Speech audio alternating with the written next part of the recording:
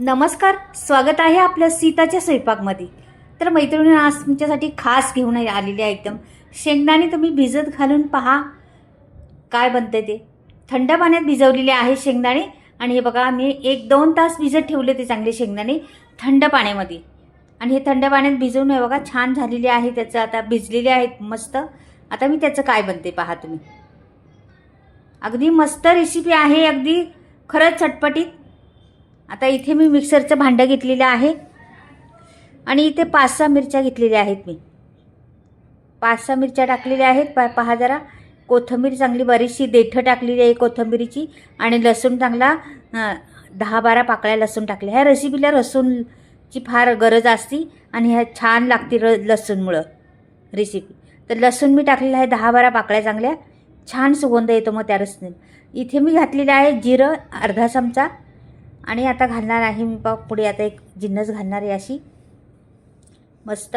त्याने खूप चव येते. आणखीन इथे ओवा अर्धा चमचा ओवा टाकलेला आहे पहा. ह्या रेसिपीला ओवा घातला ना आपल्यातून लागते.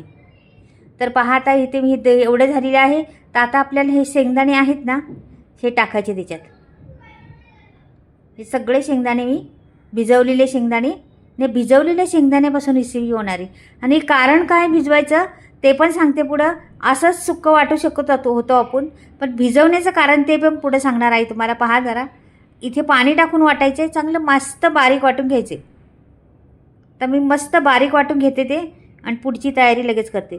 इथे माझ्याकडे छोटे छोटे 2 बटाटे आहेत. हे बा, त्याची साल काढून घेते. छोटेच बटाटे घ्यायचे, मोठे नाही घ्यायचे. समजा वाटलं तुम्हाला नाही छोटे तुमच्याकडे तर मोठा पण घेऊ शकता. पण त्याचे कसे काप करायचे ते दाखवते तुम्हाला पुढे गेल्यावर. अशी साल काढून घेतलं, लगेच पाण्यात टाकून दिलं त्यांना. का की काळं पडतं, तुम्हाला माहितीच आहे. स्टार त्याला असतं भरपूर बटाट्याला. तर पहिलं पाण्यात टाकून घ्यायचे बटाटे साल काढल्या किंवा चिरल्या. तर हे बघा, आता मी झालेलं आहे आपलं साल काढून सर्व. आणि हे बटाटे आता हे बघा आता पाण्यात ती मी डोवलेले आहेत ना. तर ह्याला मी ना अशा पातळ स्लाईस करून घेणार आहे. तर दाखवते तुम्हाला कशा पद्धतीने. हे बघा, आता हे पातळ एकदम पातळ. हे बघा अशा घेणार आहे. त्याला पण कारण आहे पुढे. त्याला पण कशासाठी घेणार आहे एवढं पातळ पहा तुम्ही. पुढे आता गेल्यावर समजेल तुम्हाला. त्याचं सांगणार आहे पुढे काय एवढं पातळ घेतलं मी.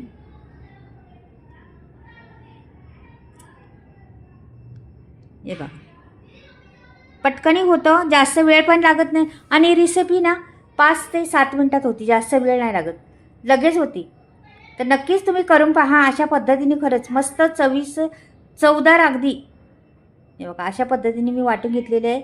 सर्व वाटण झालेलं आहे आपलं. रंग पांढराच झालेला आहे, हिरवा रंग कमी आलेला आहे. का की कोथिंबीर थोडी होती, मिरच्या पण 2-3 होत्या, पण शेंगदाणे भरपूर होते ना त्याच्यामुळे पांढरा रंग. आणि यायलाच हवी त्याला पांढरा रंग म्हणून. आता एक पळीभर तेल घातलं आहे. तेल काय जास्त घालायचं नाही, का की शेंगदाण्याचंच आहे ना आपलं, म्हणून तेल त्याला कमी घातलं तरी चालतं. का की शेंगदाण्याला भरपूर तेल असतं. मोहरी चांगली 1 चमचा भरून घालायचा, छान फुलून द्यायची मोहरी. नंतर मग परत अर्धा चमचा आपण जिरं घालायचं. का की वाटणात पण जिरं घातलं होतं ना, म्हणून इथे अर्धा चमचाच घालायचं. कढीपत्त्याची पानं टाकायची पाकळ्या अशा 2-4 5-6 पाकळ्या मी आमच्या झाडाच्या तोडून घेतलेल्या आहेत आणि टाकलेल्या आहेत. असं झाड लावलं का बरेच उपयोगी पडतं मैत्रीण. एक कांदा टाकलेला आहे कापून, बारीक कापायचा कांदा. छान असा परतून घ्यायचा तो कांदा. मैत्रिणींना अशी उपयोगी पडणारी झाडं लावायची की आपल्याला उपयोगीच पडली पाहिजे ती. कढीपत्ता झालं, कधी कधी कोथिंबीर पण टाकायची. फुलांची झाडं लावायची, मी देवाला रोज फुलं होतात. म्हणजे बरेचसे प्रकार आपण करू शकतो घरामध्ये. नाही आपल्याकडे जागा नाही काही तर कुंडीत लावू शकता तुम्ही किंवा अडकून ठेवू शकता. बऱ्याच जागी असं उपयोगी नसली आपल्याला जागा तर ते उपयोगी होऊ शकतं केली तर. कोथिंबीर घालायची मूठभर, का की पुढची बाजू आपण ठेवली होती, मागची बाजू वाटून घेतली होती. तरी बघा आता कोथिंबीर पण टाकली मी त्याच्यात. कोथिंबीरीने छान स्वाद येतो त्याला. छान परतून घ्यायचं. मात्र त्याला कांद्याचा उग्रपणा असतो, कांद्याला कडवटपणा असतो कांद्याचा. ते सगळा ट्रान्सपोर्ट झाला पाहिजे. कांदा असा दिसतो ना, कांदा ट्रान्सपोर्ट वेगळाच पाणेरी कांदा होतो तयार, तसा कांदा झाला पाहिजे. मग नंतर आपलं प्रोसेस चालू करायचं. करपून टाकायचं नाही कांदा जास्त. अगदी मस्त मिडियम गॅसवर करायची तर मध्ये मी जागा करते थोडीशी, हे बघा थोडी जागा केली आहे, त्याच्यामुळे काय होतं मध्ये जरा मोकळं राहिलं का तेल येतं तिथं. आता इथे जागा केलेली आहे ना, इथं मला थोडंसं हिंग टाकायचं आहे. उगाच चिटकीभर, जास्त नाही, पाव चमचा असं हिंग तो टाकलेला आहे. आणि हळद टाकायची, पाव चमचा हळद पण टाकलेली आहे. आणि पाव चमचा धणे पावडर टाकायची. झाला आपला एवढाच मसाला लागतो, जास्त काही लागत नाही याला. अगदी चटपटीत होती, मात्र खूप छान आमटी तयार होणार आहे. मी आमटी बनवणार आहे तर शेंगदाण्याची आमटी. तर शेंगदाणे तुम्हाला सांगायचे मैत्रिणींनो, भिजत का घातले शेंगदाणे. आता हे बटाटे पण टाकलेले आहेत पा. तर भिजत का घातले शेंगदाणे. शेंगदाणे सुक्याची पण होऊ शकले असते, सुके शेंगदाणे आहे ना त्याच्यात पण होऊ शकते, पण ताजे शेंगदाणे होतात. भिजल्यामुळं काय होतं, शेंगदाणे जसं काय आत्ता तोडून आणलेले शेंगा, ओल्या शेंगा आहेत, त्याचे दाणे काढलेले आहेत, तशी टेस्ट येणार. ती टेस्ट भारी लागते ह्या आमटीसाठी. म्हणून मी ती टेस्ट आणण्यासाठी भिजत घातले होते. आणि मग ती टेस्ट आणलेली आहे त्या आमटीला. नवीन ओल्या शेंगा असतात ना, त्या पद्धतीची आमटी, ओल्या शेंगांची आमटी म्हणतात तशी. तर फार अप्रतिम लागती, फार टेस्टी लागती. अगदी गरमागरम वाफळलेला भात घ्यायचा आणि ही आमटी ओतायची वरून, वा वा, तोडच नाही काही, फार मस्त लागती. अगदी खायची, वरपून म्हटलं तरी खायची. आणि भाकरीबरोबर, चपातीबरोबर, कशाबरोबर खा, ती पण अप्रतिम लागती. तर नक्कीच या पद्धतीने बनवून पहा. ही शेंगदाण्याची आमटी खूप छान लागती. आता मी ओतलेलं आहे ते शेंगदाणे सर्व. आणि किती आता आपल्याला पातळ हवी त्या पद्धतीने तुम्ही करू शकता. रंग छान आलेला आहे, पांढरा रंग आलेला आहे. हळदीमुळे थोडासा रंग आता बदली होईल, त्याच्या उकळी आली का रंग थोडासा बदली होत जातो ना. आता एवढी पातळ आपल्याला पुरेशी आहे, जास्त पातळ बी करायची नाही, जास्त घट्ट पण नाही लागती, अगदी मिडियम लागती. पातळ भातावर घ्यायची असली आपल्याला तर एकदम पातळ करायची. आणि जर भाकरीबरोबर बी चपातीबरोबर बी खायची असली ना तर थोडीशी घट्ट ठेवायची, जे आणखीन टेस्ट येते, त्याला भरपूर टेस्ट येते.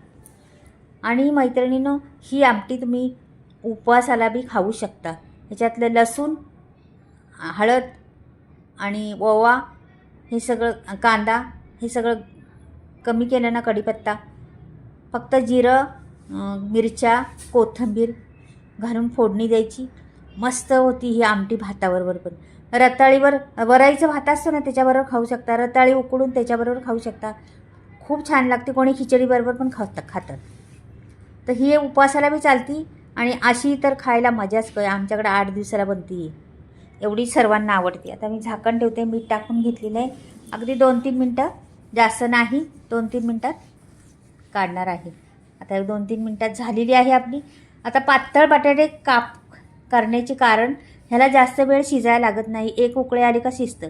मग ते पातळ बटाटे शिजणार नाहीत जास्त वेळ ठेवले, जाड बटाटे केले असते तर, म्हणून त्याला पातळ बटाटे टाकायचे. बटाटे घातल्यावर छान लागते. आता बटाटे शिजल्याक पाहूया बघा, लगेच शिजलेला आहे बटाटा, परतला तेव्हा शिजून झालेला आहे बटाटा, त्याच्यामुळं. आणि बटाट्याने छान लागते. तर आता काढून दाखवते तुम्हाला मैत्रिणी. माझी ही आमटी जर आवडली तर नक्कीच लाईक आणि सबस्क्राईब करायला विसरू नका.